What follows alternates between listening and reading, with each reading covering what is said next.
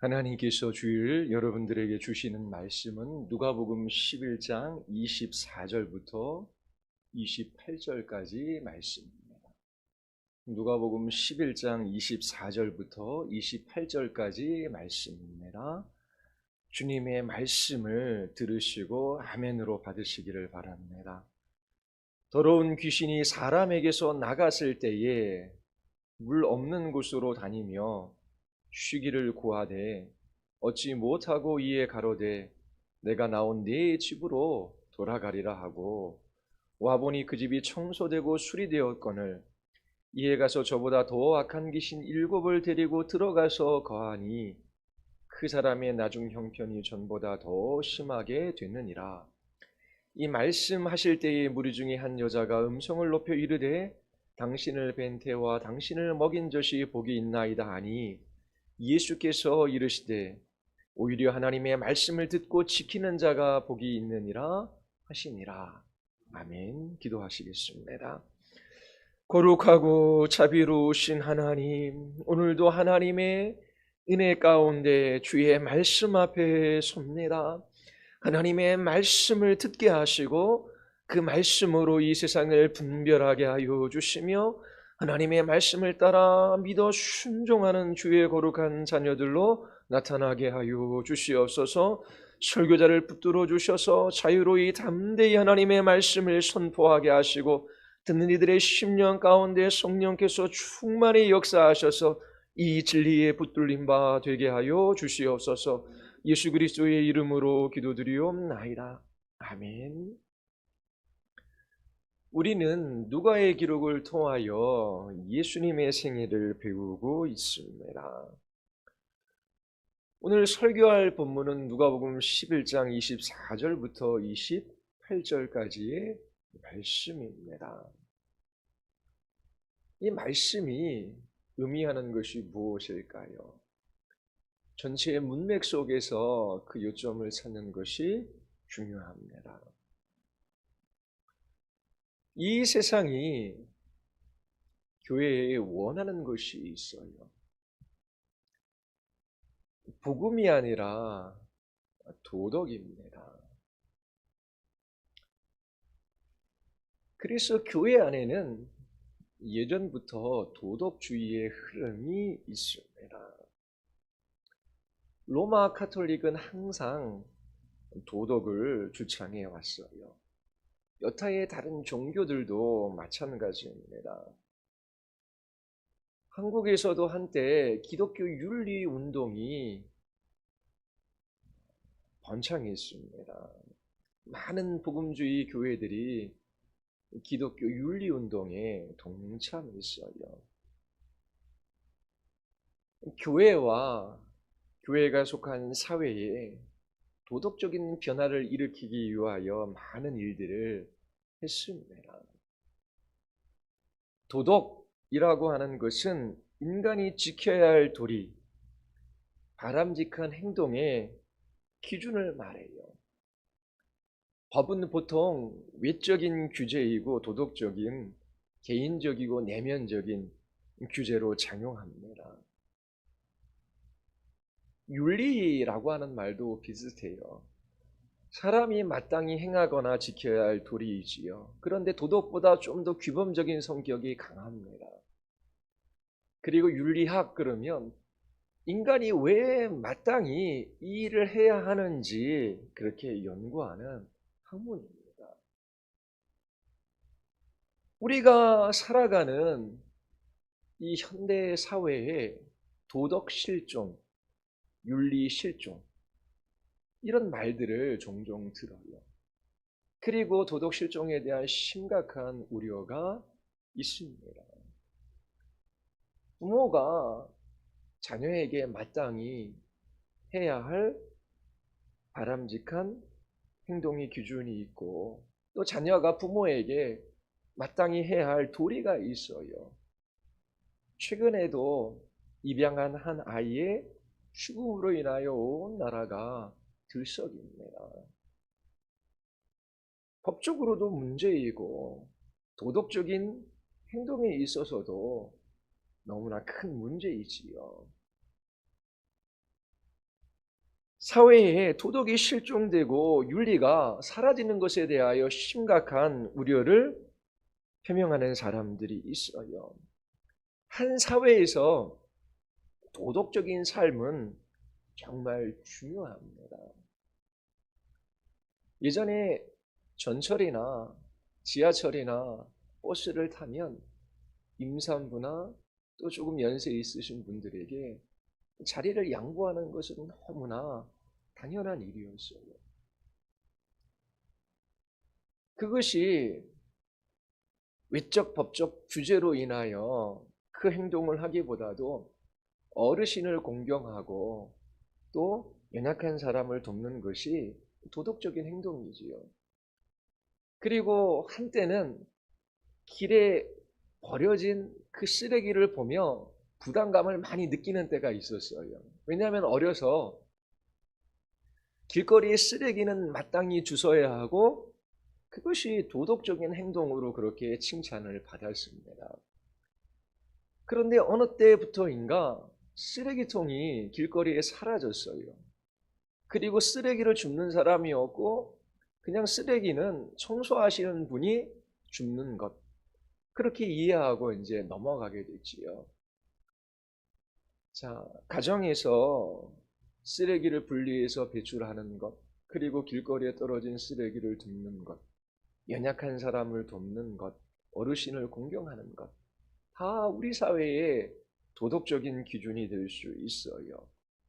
마땅히 지켜야 할 도리들을 지키고 바람직한 행동을 해야 한다라고 생각해요. 그것은 사회에 있어서 아주 중요한 일입니다.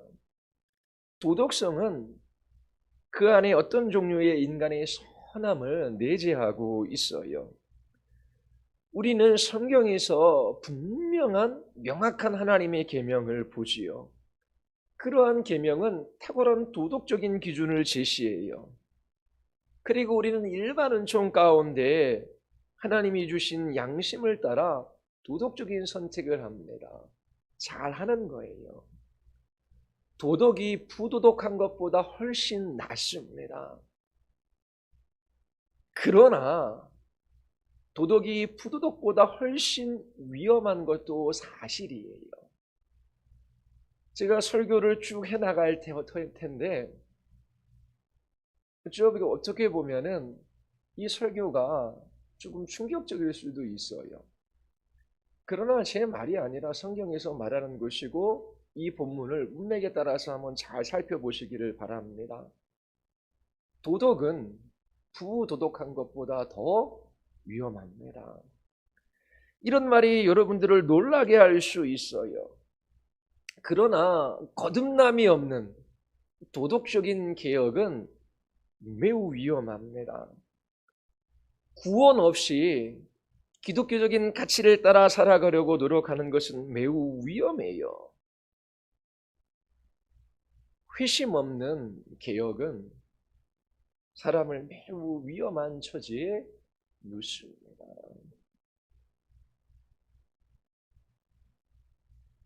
이것에 대한 가장 큰 예가 바로 바리새인들이에요. 그들은 아주 작은 것에 이르기까지 철저히 도덕적인 사람들이었어요. 그들 중 한 사람이었던 바울은 자기 자신에 대하여 율법에 의로는 흠이 없었던 사람이었다라고 말해요. 외적으로 마땅히 행해야 할 바들을 다 행했다라고 하는 것입니다. 바리새인들은 복잡한 윤리규범에 따라 살았어요. 엄격한 도덕적인 기준을 자기 자신의 삶에 적용했고 그 도덕적인 기준에 따라 자신의 삶을 통제했습니다. 그들은 자신들의 전통적인 법을 근거로 도덕적인 삶을 살았어요. 그리고 불타오르는 지옥에 들어가지 않기 위하여 도덕적인 삶을 살았지요. 모든 것을 희생하면서 엄격한 도덕적인 삶을 살아갔지만 그들이 얻을 수 있는 것은 아무것도 없었습니다. 오히려 이 바리새인들은 예수님을 배척했어요. 예수님을 죽이고자 모의했지요. 그리고 마침내 로마인들의 손을 빌어 예수님을 십자가에 못 박았습니다. 그 중심에는, 그 이유에는 바로 그들의 도덕성이 자리 잡고 있어요. 예수님께서 그들에게 나는 의인을 부르러 온 것이 아니라 회개하는 죄인을 부르러 왔다라고 말씀하신 이유가 바로 그것 때문입니다. 도덕적이고 종교적인 바리새인들은 스스로 의롭다라고 여겼어요. 그들에게는 자기 만족이 있었습니다. 예수님은 이러한 바리새인들의 영적인 상태에 대하여 정확히 진단을 내리셨어요. 그래서 바리새인들은 예수님을 미워하고 배척한 것입니다. 일반적인 유대인들도 마찬가지예요. 바리새인들은 유대인들에게 지대한 영향을 미치고 있었어요. 예수님께서 유대인들의 영적인 상태를 정확하게 드러내셨기 때문에 그들은 예수님을 미워한 것입니다. 누가복음 11장 37절 이하를 한번 읽어보십시오. 예수님께서 바리새인들의 외식과 위선을 적나라하게 드러내셔요. 그들은 도덕적인 삶을 살았어요. 겉을 깨끗게 하는 데는 성공했습니다. 마치 무덤에 회칠한 거와 같아요. 바리새인들은 당시 아주 탁월한 도덕주의자들이었습니다. 그들은 사람들에게 도덕성을 요구했어요. 윤리적인 삶을 요구한 것이지요. 그러나 그들은 동시에 그들의 내면을 의롭게 만드실 수 있는 분은 거절했어요. 그들을 진정으로 도덕적으로 선하게 만들 수 있는 유일한 분, 예수 그리스도를 배척했지요. 구세주이며 메시아이신 예수님을 거절했습니다. 바리새인들은 율법과 일치하는 삶을 살았어요. 그러나 그들의 도덕과 종교의 가면 뒤에 숨겨진 그 마음의 공허함은 채울 수 없었습니다. 죄된 영혼을 위하여 그들이 할 수 있는 것은 아무것도 없었어요. 마음과 영혼을 완전히 변화시키시는 분은 오직 하나님 한 분이십니다. 하나님께서 예수 그리스도를 통해 그 일을 하셔요. 그러나 바리새인들은 예수님을 미워하고 배척합니다. 그들이 단호한 도덕주의자들이었기 때문에 그래요. 그들은 도덕적 개혁을 꿈꿨던 사람들입니다. 그리고 그 개혁에 앞장섰던 사람들이었어요. 바벨론 포로 귀환 후 경건한 유대인들은 우상을 척결했습니다.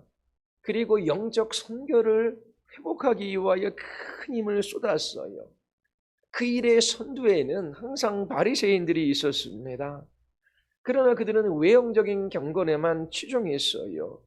눈에 보이는 악에서 벗어나기는 하였으나 그들의 심령이 거룩한 영으로 채워지지는 않았어요. 외적으로는 흠이 없었던 사람들이었지요. 자기에 만족하는 사람들이었습니다. 그러나 예수님께서 그들의 외식과 위선을 드러내시자 그들은 예수님의 피를 요구한 것입니다. 그들의 속은 탐욕과 악독으로 가득 차 있었어요. 겉만 반지르하게 꾸미는 사람들이었습니다. 예수님께서 그들의 피상적인 도덕성을 공격하셨어요. 그리고 그들이 얼마나 위험한 사람인지 말씀하셨습니다. 바리새인들이 그리고 유대인들이 예수님을 대적한 이유가 여기에 있어요. 시간이 지나면 지날수록 예수님에 대한 적대감은 더욱더 커져만 갔습니다. 마태복음 12장 24절에 보면 갈릴리에서 바리새인들은 예수님이 귀신의 왕 바알세불을 힘입어 귀신을 내어 쫓는다라고 말하며 예수님을 모독했습니다. 그리고 갈릴리와 유다 전역에 그와 같은 이야기를 퍼뜨렸지요. 예수님께서 사단의 힘을 빌어 귀신을 내어 쫓는다라고 하는 이 소문의 시작은 바리새인들로부터 나온 것입니다. 그들은 소문을 퍼뜨렸고 수많은 사람들이 바리새인들의 낸 소문에 동조했어요. 예수님이 귀신의 왕 바알세불의 힘을 빌어 귀신을 내어쫓는다라고 하는 것은 하나님을 모독하는 일입니다. 당시의 최고의 도덕적인 사람들이 하나님을 모독하고 있습니다. 하나님이 하시는 일을 사단이 하는 일이라고 해요. 일주일에 며칠씩 금식하고 하루에 3번 이상씩 기도하고 구제하고 그리고 그 율법의 규례들을 하나도 어김없이 다 지키는 이 도덕적으로 거의 완벽한 이 바리새인들이 지금 하나님을 모독하고 있는 것입니다. 하나님이 보내신 메시아를 사단의 종이라고 말해요. 최고로 가장 도덕적인 사람들이 가장 악하게 하나님을 모독했습니다. 우리가 지난 2주 동안 살펴보았던 것처럼 유다에서도 동일한 일이 일어났지요. 예수님께서 귀신을 내어 쫓으시자 말 못하는 사람이 말을 하게 되었어요. 그 놀라운 광경을 목격한 사람들 중에 예수님이 귀신의 왕 바알세불을 힘입어 귀신을 내어 쫓는다라고 말하는 사람들이 있었어요. 그리고 당신이 사단의 대리인이 아니라면 하늘로부터 오는 이적, 기적을 보여달라고 하며 예수님을 추롱하는 사람들이 있었습니다. 이처럼 예수님을 모독하고 조롱하는 사람들을 향하여 예수님께서 어떻게 하셨습니까? 자비를 베푸셔요. 그들이 예수님에 대하여 내린 결론이 얼마나 불합리하며 정직하지 못한 일인지를 드러내셔요. 그리고 그들이 얼마나 영적으로 눈멀어 있는지를 밝혀주십니다. 예수님께서 하나하나 논리적으로 그들의 생각이 왜 그릇됐는지를 이야기해 주시는 것은 그들이 그릇된 생각에서 돌이키라고 하는 것이지요. 너희들이 내린 결론을 다시 생각해 보라라고 하는 것입니다. 예수님이 지금까지 말씀하신 것, 그분이 사셨던 삶, 그분이 행하신 그 모든 일들을 곰곰이 생각해 보면 예수님이 메시아이심이 분명합니다. 예수님은 하나님의 능력으로 그 모든 것을 행하셨다라고 하는 것을 알게 될 거예요.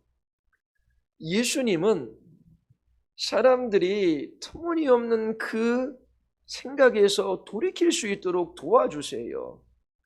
영적인 어둠에서 벗어날 수 있도록 하나하나 빛을 비추어 주시는 것이지요. 그리고 예수님의 말씀은 23절에서 절정에 이릅니다. 나와 함께하지 않는 사람은 나를 반대하는 사람이요 나와 함께 모으지 않는 사람은 해치는 사람이다. 너희들은 나와 함께하는 사람이든지 아니면 나를 반대하는 사람이다 라고 말씀하셔요. 그리고 이 문맥을 따라 살펴볼 때에 오늘 본문에서 아주 중요한 것을 말씀하셔요. 나를 반대하는 사람은 가장 도덕적이고 종교적인 사람이다 라고 하는 겁니다. 예수님을 가장 반대하는 사람은 가장 도덕적이고 가장 종교적이고 의식을 가장 잘 행했던 유대 종교 지도자들이었어요.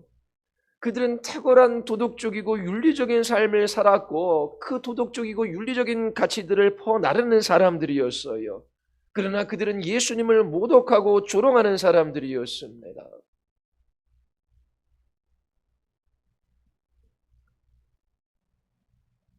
이 세상에는 두 나라만 있지요.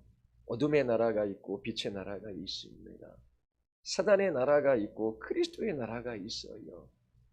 모든 사람들은 이 둘 중 하나에 속해 있습니다. 어디에도 속해 있지 않는 사람은 없어요. 다른 말로 하면 영적인 고아는 없는 것이지요. 여러분들은 사단의 자녀이든 하나님의 자녀이든 둘 중 하나에 속해 있습니다. 그리스도를 반대하든 아니면 함께하든 둘 중 하나에 속해 있어요. 여러분들이 그리스도를 반대하기 위하여 적그리스도일 필요는 없지요. 기독교를 반대하거나 부도덕한 삶을 살아갈 필요는 없습니다. 예수님을 향하여 좋은 감정을 가지고 있으면서도 그분을 적대할 수 있어요. 그리고 아주 도덕적이고 윤리적인 삶을 살아감에도 불구하고 예수님을 모독하고 조롱할 수도 있는 것입니다. 예수님이 나와 함께 하지 않는 사람은 나를 반대하는 사람이라고 말씀하셔요. 여기에서 중요한 질문 한 가지가 있습니다. 그렇다면 그리스도와 함께하는 것은 무엇을 의미할까요? 중요한 질문이지요. 예수님께서 나와 함께하지 않는 사람은 나를 반대하는 사람이라고 말씀하셨기 때문에 그래요. 그리스도와 함께하는 것이 무엇인지 질문하는 것은 중요해요. 그리스도와 함께한다라고 하는 것은 무엇을 의미할까요? 오늘 본문이 이 질문에 답하고 있어요. 그리고 예수님께서 아주 중요한 것을 말씀하십니다. 핵심적인 단어, 오늘 설교에서 중요한 단어 두 개를 말씀드릴게요. 하나는 도덕적인 개선, 다른 하나는 참된 변화. 자, 개선이 있어요. 그리고 변화가 있습니다. 이 두 단어를 오늘 본문이 비교하고 있어요. 누가복음 11장 24절부터 26절의 말씀을 보십시오. 예수님은 여기서 하나의 비유를 말씀하셔요. 사람에게 더러운 귀신이 있습니다. 그 귀신이 사람에게서 나갔어요. 하지만 쉴 곳이 없어 헤매이게 됩니다. 그러자 그 귀신이 내가 나온 집으로 되돌아가겠다라고 합니다. 그런데 와서 보니 그 집은 말끔히 치워져 있고 잘 정돈되어져 있어요. 그래서 귀신은 자기보다 더 악한 귀신 7을 데리고 와서 그 집에 자리를 잡고 살게 되었어요. 자, 이것은 도덕적인 개선이 사람들에게 어떤 영향을 미치는지를 우리에게 보여주는 비유예요. 자, 자기 자신을 청소해요. 자기 자신을 깨끗하게 하고 삶을 잘 정돈합니다. 이와 같은 도덕적인 개선이 사람들에게 어떠한 영향을 미칠지 이 본문이 말하고 있어요. 이 비유가 우리에게 가르쳐주고 있습니다. 많은 귀신들이 들어올 수 있도록 이중문이 열린 것입니다. 이것이 무서운 현실이에요. 귀신 하나가 나갔다가 8이 들어오게 되었어요. 자, 여기서 비유로 말씀하시는 그 사람은 매우 종교적인 사람이에요. 자기 자신의 행위를 깨끗하게 하는 도덕적인 사람입니다. 마태복음 12장에 보면 갈릴리에서도 유사한 사건이 일어났어요. 그리고 예수님께서 동일한 것을 말씀하시는 것을 볼 수 있습니다. 마태복음 12장 43절에 보면 더러운 귀신이 사람에게서 나갔을 때에 물 없는 곳으로 다니며 쉬기를 구하되 얻지 못하고 이에 이르되 내가 나온 네 집으로 돌아가리라 하고 와보니 그 집이 비고 청소되고 수리되었거늘 이에 가서 저보다 더 악한 귀신 7을 데리고 들어가서 거하니 그 사람의 나중 형편이 전보다 더욱 심하게 됐느니라. 이 악한 세대가 또한 이렇게 되리라. 이 악한 세대, 바리새인들 뿐만 아니라 유대인들, 이들이 이렇게 된다라고 말씀하고 계시는 거예요. 바리새인들은 도덕적으로 완벽하고 윤리적으로 탁월한 사람들이에요. 그리고 유대인들은 선민의식을 가지고 있어요. 자신들에게 율법이 있고 하나님을 알지 못하고 말씀이 없는 저들보다 우리는 더 도덕적이고 윤리적인 삶을 살아간다라고 자부심을 가졌던 사람이에요. 그런데 이 악한 세대가 또한 이렇게 되리라. 어떻게 해요? 처음보다 나중의 형편이 더 심하게 되리라라고 말씀하고 계셔요. 여기서 말하는 요점은 도덕적인 개선이 위험하다라고 하는 것입니다. 구원 없는 도덕이 무섭습니다. 자, 이제 하나하나 살펴보겠습니다. 25절에 보면 그 집이 청소되었고 수리되었어요. 부도덕한 삶을 살아가는 사람이 있습니다. 비열하고 악한 태도와 행동을 보이는 사람이에요. 어떤 압력으로 인해 자기 자신의 삶을 정돈하기를 원합니다. 부도덕하고 악한 삶으로 인한 결과들에 지쳤을 수 있어요. 그리고 다른 사람이 되기를 원합니다. 이제 폭력을 사용하지 않으려고 해요. 음란한 삶에서 벗어나라고 합니다. 거짓말하지 않고 사기치지 않고 도둑질하지 않으려고 해요. 더 이상 사람을 미워하거나 증오하려고 하지 않습니다. 그것이 무엇이든 살았던 삶을 버리고 새롭게 시작하기를 원해요. 자신의 삶을 정돈하기를 원하는 것이지요. 가족이나 아내로부터 오는 압력 때문일 수도 있어요. 자기 자신이 살아왔던 삶에 대한 부끄러움 때문일 수도 있습니다. 사람들의 따가운 시선 때문일 수도 있어요. 더 이상 그렇게는 살 수 없다라고 말합니다. 제대로 살고 싶다라고 해요. 지금까지 살았던 삶에 지쳐 있을 수 있습니다. 질병과 죽음으로 인한 두려움 때문일 수도 있어요. 어찌되었든 자신의 삶을 깨끗하고 정돈하고 싶어 해요. 그가 비열하고 악한 삶을 살아가는 동안 그는 귀신의 안식처였어요. 원어 성경은 귀신을 더러운 영이라고 말해요. 모든 귀신이 더럽지만 더러움의 정도가 같은 것은 아닙니다. 26절이 말하는 것처럼 더러운 영이 들어올 때에, 다시 돌아올 때에 자기보다 더 악한 귀신 7을 데리고 왔어요. 귀신들은 모두 악해요. 그리고 그들 모두 더러운 영입니다. 더러운 영은 악한 영이에요. 26절에서 나오는 그 사람은 자신의 삶을 깨끗하게 합니다. 악한 행동에서 돌이키려고 해요. 도덕적인 개선을 하는 것이지요. 유대인 축출자들에게 귀신을 내어 쫓는다라고 하는 유대인들에게 도움을 받았을지도 몰라요. 자기 자신의 삶을 이제는 정돈하기를 원합니다. 그리고 율법을 지키려고 했어요. 더 나은 사람이 되기를 원합니다. 회당에 나가기 시작해요. 오늘날로 말하면 교회에 나가기 시작하는 것이지요. 더 나은 삶을 살아가기 위하여 종교를 가져봅니다. 그리고 자신의 삶을 깨끗하게 해요. 이런 일로 인하여 귀신이 어느 정도 불편함을 느낍니다. 그래서 그 사람을 떠나요. 24절에서 그 귀신은 물 없는 광야에서 쉴 곳을 찾아 헤맵니다. 은유적인 표현이지요. 귀신은 영이기 때문에 물이 필요하지 않아요. 이것은 귀신이 쉴 곳을 찾지 못하고 영적인 세계에서 떠도는 것을 상징합니다. 귀신들은, 더러운 영들은 사람들을 통해서 사람들 안에서 자기 자신들의 일을 해요. 어떤 사람이 도덕적으로 변화하고자 하고 그렇게 도덕적으로 변할 때에 떠돌아다니는 귀신이 있지요. 자신의 일을 할 사람이 없어서 목적 없이 방황하는 귀신에 대한 묘사입니다. 귀신이 머무를 수 있는 사람이 없이 누군가의 바깥에 있는, 그것은 황량한 광야와 같은 것입니다. 물이 없는 척박한 땅과 같은 것이지요. 귀신에게는 쉼이 없는 고통스러운 상황입니다. 그 귀신은 다른 곳을 찾을 수 없었어요.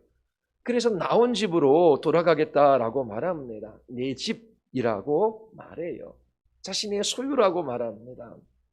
이것이 도덕적이고 율법적인 사람에게 일어나는 일입니다.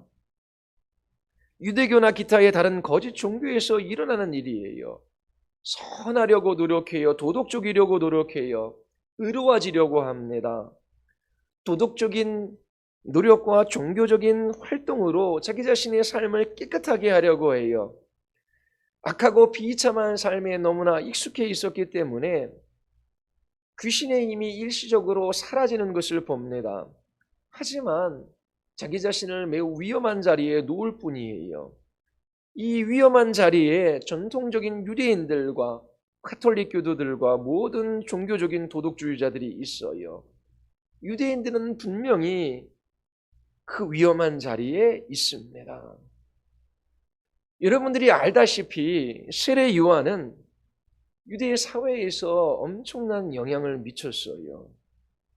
그는 요단강가에서 사역을 했습니다. 그런데 성경을 읽어보면 예루살렘과 유대에서 수많은 사람들이 그에게 나왔다라고 말해요.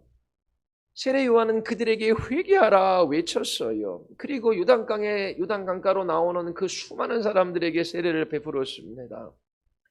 계속해서 많은 회개가 있었지만 그것은 도덕적인 개선에 불과한 거예요.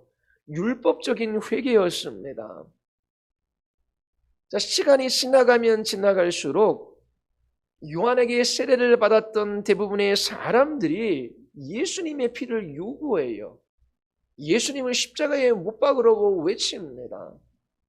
처음보다 나중에 더 심각하게 된 거예요. 그들에게 도덕적인 개선은 있었지만 참된 회심이 없었습니다. 처음에는 많은 사람들이 예수님께 끌렸어요. 그들은 예수님이 자신들이 원하는 메시아가 되기를 원했지요. 그들은 자신들의 삶을 깨끗하게 하려고 노력했습니다. 왜냐하면 메시아가 오셨고 그분의 나라가 온다라고 하는 것을 요한으로부터 들었기 때문에 그래요. 그들은 메시아가 세우는 그 나라에 속하고 싶어 했어요. 그 나라 바깥에 있는 것을 원하지 않았지요. 그들은 복받기를 원했습니다. 그래서 그들의 삶을 깨끗하게 하고 삶을 정돈했어요. 도덕적인 일을 한 것이지요. 그러나 그것은 아무 소용이 없었습니다. 오히려 처음보다 나중에 더 나빠져서 예수님을 십자가에 못 박으라고 외치는 무리들이 된 거예요. 25절을 보십시오. 가서 보니 그 집이 청소되고 수리되었거늘 이라고 말해요. 귀신이 와서 보니 그 집은 말끔히 치워졌고 잘 정돈되어져 있었습니다. 마태복음 12장 44절에서 예수님은 하나를 더 보태어 말씀하셔요. 내가 나온 네 집으로 돌아가리라 하고 와 보니 그 집이 비고 그 집이 비었다라고 하는 이 말을 예수님께서 마태복음에서는 덧붙이셔요. 도덕적인 사람의 마음 안에 있는 문제는 그것이 비어 있다라고 하는 것입니다. 청소가 되고 수리가 되어 있지만 비어 있어요. 자기 자신의 삶을 깨끗하게 했어요. 비열하고 악하게 살아갔던 사람이 이제 예전 삶을 버리고 좀 더 나은 삶을 살아가기를 원해요. 그래서 삶을 정돈하고 자기 자신을 깨끗하게 하려고 합니다. 그래서 종교를 가져요. 더 이상 더러운 짓을 하지 않아요. 그리고 예전과 비교할 수 없는 도덕적인 삶을 살아가요.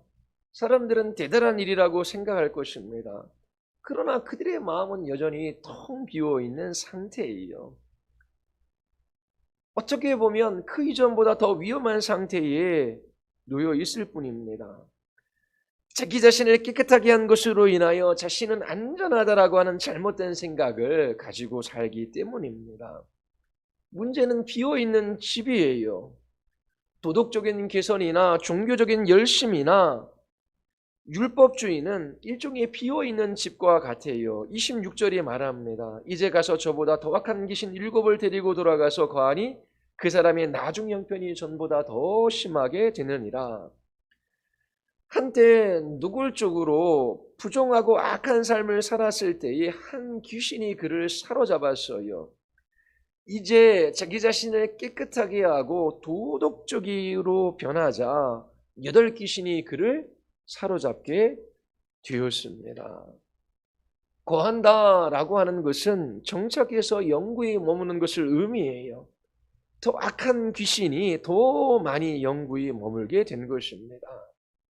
다른 말로 하면 그 사람이 부도덕할 때보다 도덕적으로 개선되었을 때 더욱더 지옥의 자식이 된 거예요. 마태복음 23장 15절에서 예수님이 말씀하시는 것을 들어보십시오. 화 있을진저 외식하는 서기관들과 바리새인들이여, 너희는 교인 하나를 얻기 위하여 바다와 육지를 두루 다니다가 생기면 너희보다 배나 더 지옥 자식이 되게 하는도다. 여기서 교인 하나를 얻기 위하여, 이때 교회가 있었냐 그러는 질문하는 사람이 있는데, 교인 하나를 얻기 위하여 이 교인은 개종자입니다. 개종자. 유대기로 개종하는 사람을 얻는 거예요.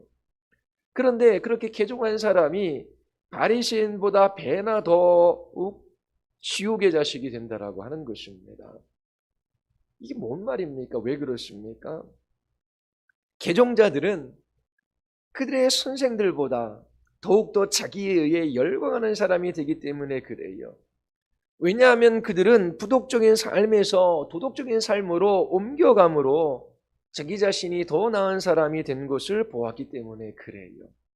그는 변화된 삶을 보고 그것을 즐깁니다. 그리고 일시적으로 죄의 오염으로부터 깨끗해지는 경험을 해요. 자, 이처럼 개종한 사람들은 그 이방인으로 살았어요. 어떻게 살아가야 할지도 모르고 하나님도 몰랐어요. 그런데 그가 유대교로 개종하게 돼요. 이제 율법이 주어지고 의식에 참여해요. 그리고 이제 종교적인 삶을 살아갑니다. 예전과 비교할 수 없는 탁월한 삶을 살아가요. 거기에 만족하는 사람이 된 것입니다. 그런데 이들이 왜 바리새인보다 배나 더 지옥의 자식이 됩니까? 바리새인들은 자신들의 것은 깨끗하게 할 수 있으나 속까지 깨끗하게 할 수 없다는 것을 알아요. 그리고 율법이 무거운 짐인 것을 압니다. 그 율법을 다 지켜 행할 수 없다는 것을 알아요. 그러나 그들은 자신들이 깨끗한 사람이고 율법을 다 지킬 수 있는 사람인 것처럼 행동해요. 위선이고 외식이지요. 하지만 이제 막 개종한 사람들은 예전에 이 하나님도 모르고 율법도 없이 살아갔을 때의 그 비참함에서 이제 변화된 것입니다. 그 변화된 삶에 들떠 있어요. 그래서 바리새인들보다 더 열광적인 율법주의자가 될 수 있는 거예요. 더 율법을 옹호하는 사람이 되는 것이죠. 그래서 더욱 지옥 자식이 되게 한다라고 하는 말이 나오는 것입니다. 교회의 메시지는 도덕적인 교훈이 될 수 없어요. 예수님은 결코 도덕적 교훈을 주시기 위하여 오신 분이 아닙니다. 도덕적인 사람들을 두 배나 지옥의 아들로 만듭니다. 도덕은 문을 활짝 열어 더 많은 귀신이 들어오게 해요. 처음 상태보다 마지막 상태를 더욱 나쁘게 만드는 것이지요. 자, 이런 말이 충격적일 수 있어요. 그러나 그리스도 없이 도덕적인 것보다 부도덕한 것이 더 낫습니다.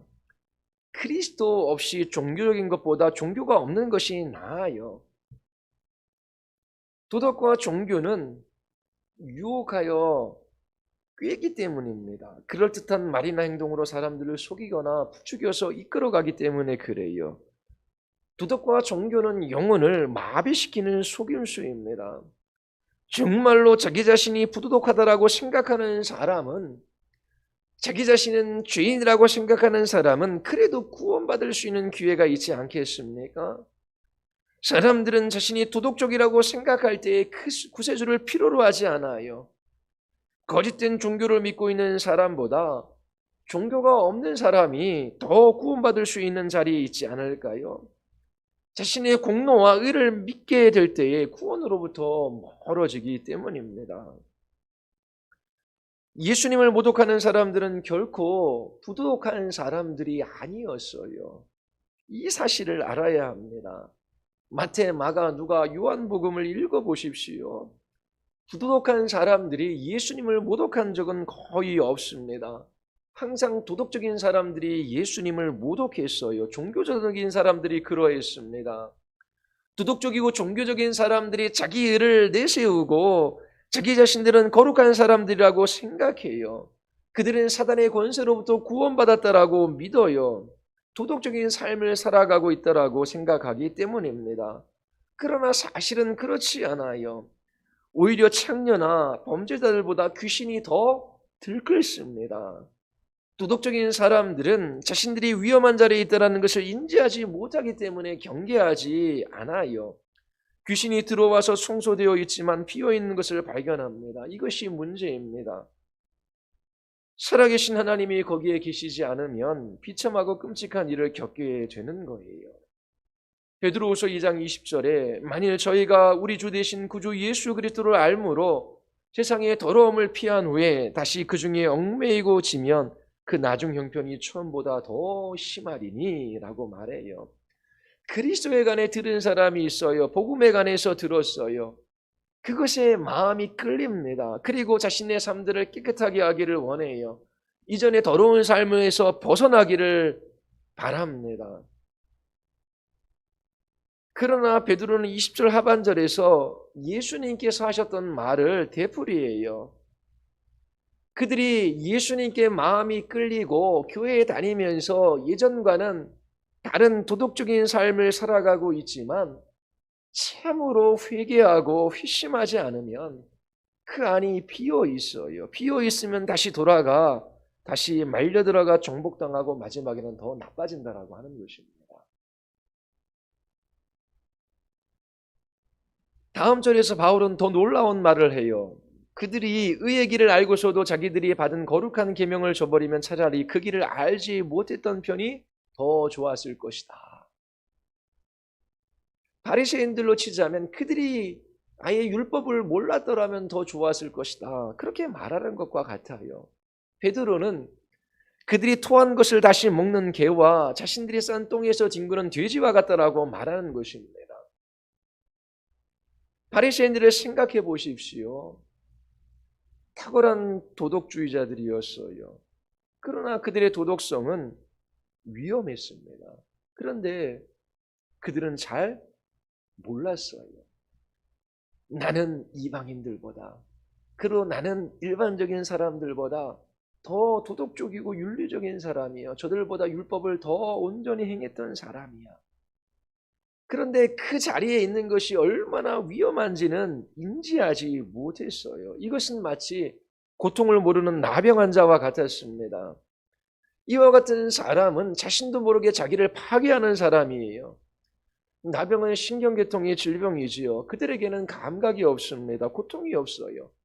아무런 감각이 없기 때문에 썩어 문드러지는 코를 문지르면 코가 떨어져 나가요. 손가락이 떨어져 나가고 발이 떨어져 나가는 것입니다. 이처럼 바리새인들은 탁월한 도덕주의자들이었지만 그 도덕이 치명적으로 그들에게 위험했어요. 그러므로 그리스도 없이 자신의 삶을 깨끗하게 해보려고 하는 시도는 큰 위험에 노출되어지는 것입니다. 그들은 처음보다 더 나중이 나빠져요. 결국 도덕적인 것은 부도덕한 것보다 더 위험해요. 거듭남 없는 도덕적 개선이 유익이 없어요. 유대인들이 정확하게 그러 있습니다.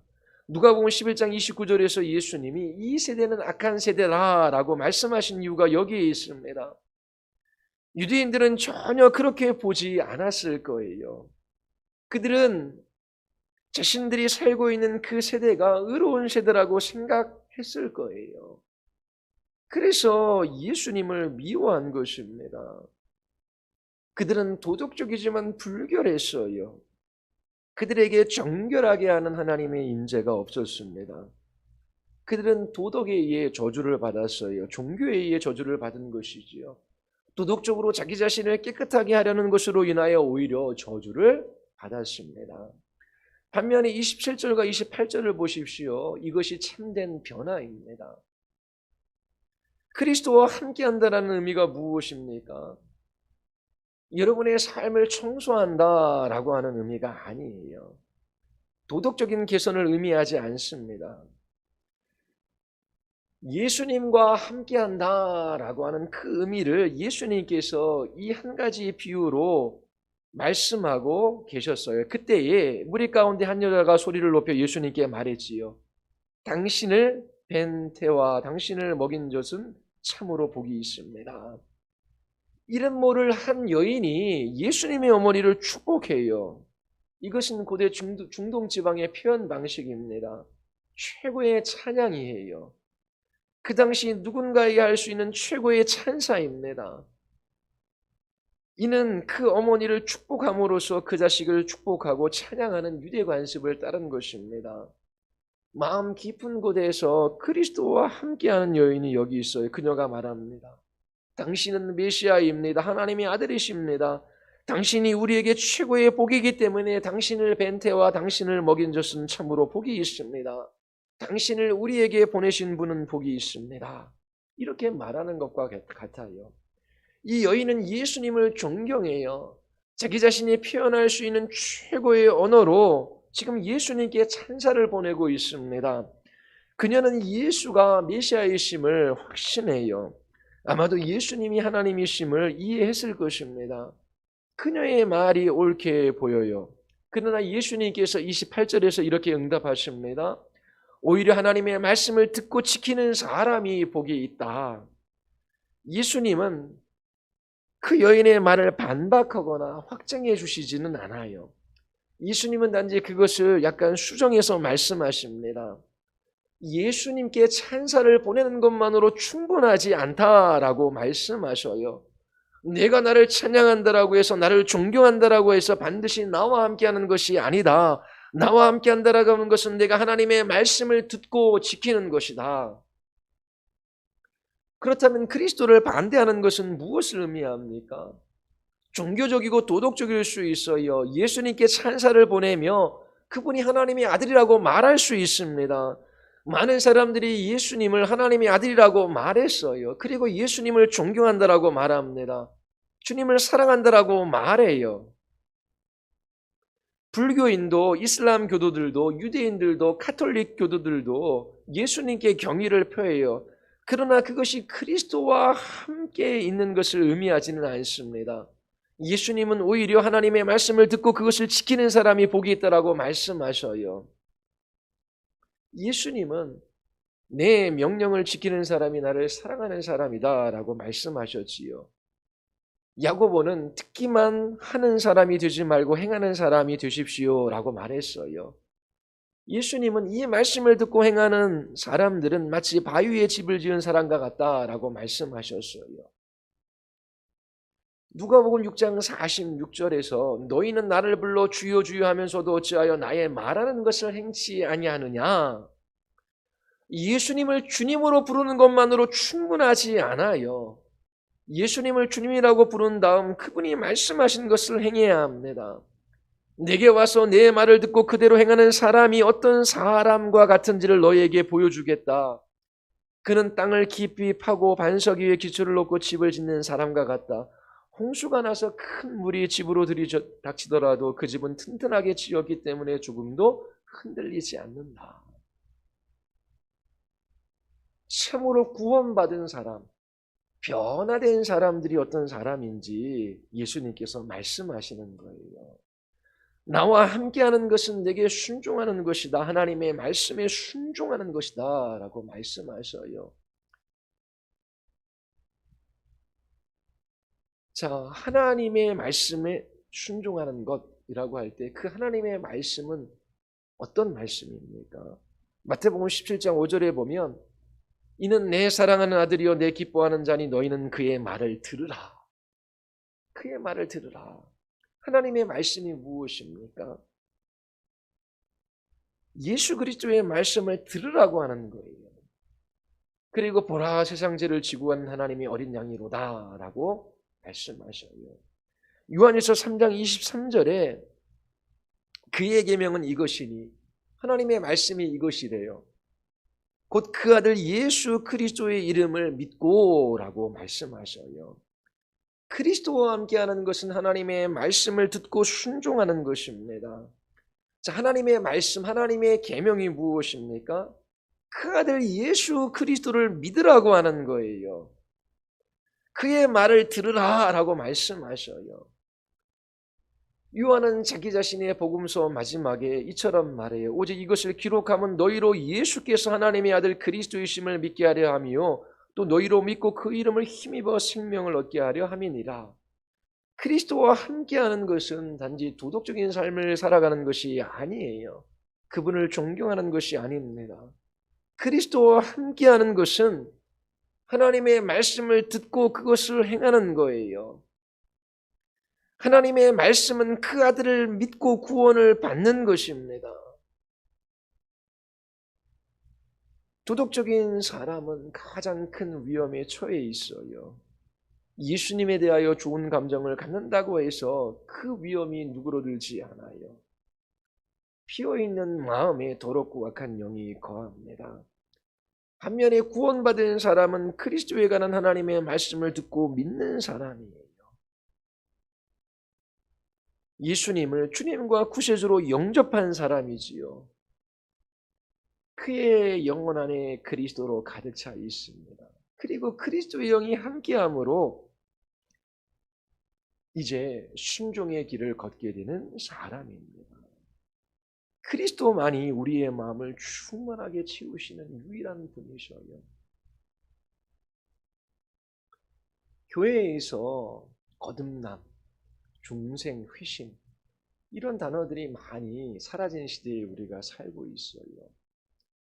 많은 사람들이 교회에 다니지만 도덕적이고 종교적인 개선이 끝나는 사람들이 많아요. 그리고 교회에서 예수 그리스도에 관하여 선포하는 것이 아니라 도덕적인 교훈, 또 기독교적인 가치들에 관해서 설교하고 그 교훈을 따르는 것이 참된 신앙이냐 그렇게 말하는 그러한 설교자도 많아요. 분명히 예수님께서 말씀하셔요. 도덕적인 개혁, 윤리적인 개선, 종교를 갖고 자기 자신의 삶을 정돈하고 깨끗하게 하는 것. 그것이 귀신을 들끓게 하는 일이다라고 말씀하시는 거예요. 나는 그래도 교회에 다니지. 그리고 나는 예배에 참석하지. 자기 자신이 종교를 가지고 있다는 것이 안전한 것을 보장하지 않아요. 그래도 나는 예수님을 좋아해요. 예수님은 분명히 하나님의 아들이셔 주님이셔. 그렇게 말하기도 합니다. 그러나 예수님께서 나를 향해 주님이라고 말하지만 너희들이 내 말을 따라 행하지 않는다라고 말씀하셔요. 종교적이고 어느 정도 세상 사람들보다 도덕적인 삶을 살아간다라고 하는 것. 거기에 끝나면 악한 영이 더 들끓는 위험한 자리에 있는 것입니다. 예수 그리스도, 그분이 여러분들에게 누구입니까? 주님을 향한 어떤 신앙 고백을 가지고 있습니까? 그리고 그 신앙 고백을 따라 여러분들은 어떠한 순종의 길을 걸어가고 있습니까? 성령께서 함께 하시기에 그 말씀에 기꺼이 즐거이 따르는 주의 사람들이 된 거예요. 완전할 수는 없지요. 그러나 철저한 자기 부인과 자기 미움이 있어요. 그리고 끝까지 예수 그리스도의 말씀을 듣고 오직 그분을 따르고자 하는 결단과 결심이 구원받은 사람들의 마음 안에는 있는 것입니다. 자기 자신의 자존심이나 외적으로 다른 사람들이 나를 어떻게 보는지 그러한 걸치레의 마음을 쓰는 것이 아니라 내 마음 안에 그리스도와 가득한가? 나의 하나님, 나의 주님이신 예수 그리스도 그분의 말씀을 듣고 진정 내가 주님을 따르기를 원하는가?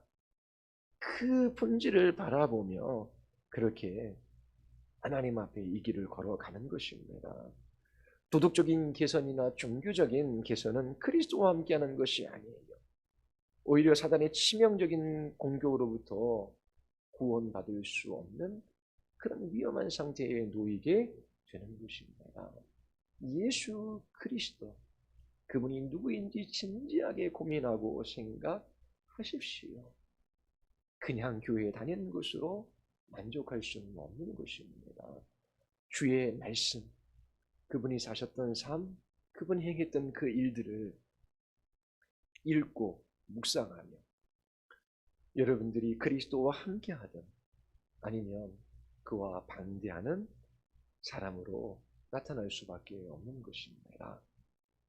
정말 이 땅에 오신 하나님의 아들이신 예수 그리스도, 그분 앞에 정직하게 반응하십시오. 그리고 합리적으로 사고하며 여러분들이 이 땅에 오셔서 우리의 심령을 가득 채워주셔서 우리의 만족이 되시는 예수 그리스도 한 분 따르는 복을 누릴 수 있게 되기를 바랍니다. 우리 기도하시겠습니다. 우리 이 시간 기도할 때에 분별할 수 있는 영을 허락하여 주시옵소서. 참으로 예수 그리스도로 우리의 심령이 가득 차지 않으면 비어있는 곳이고 비어있는 마음은 더러운 영에 사로잡히게 되어져 있습니다. 빛의 나라에 있든 어둠의 나라에 있든 둘 중 하나밖에 없는 것입니다. 우리 이 시간 기도할 때 하나님 정말 예수 그리스도를 볼 수 있는 눈을 허락하여 주시옵소서. 그분 앞에 철저히 자기를 부인하고 자기 죽음의 길을 걸어가는 이 복을 누리게 하여 주시옵소서. 정말 우리와 우리의 자녀들이 또 우리의 가족이 우리의 이웃이 예수 그리스도를 볼 수 있게 되기를 원합니다. 우리 같이 한번 하나님 앞에 우리 기도하시겠습니다.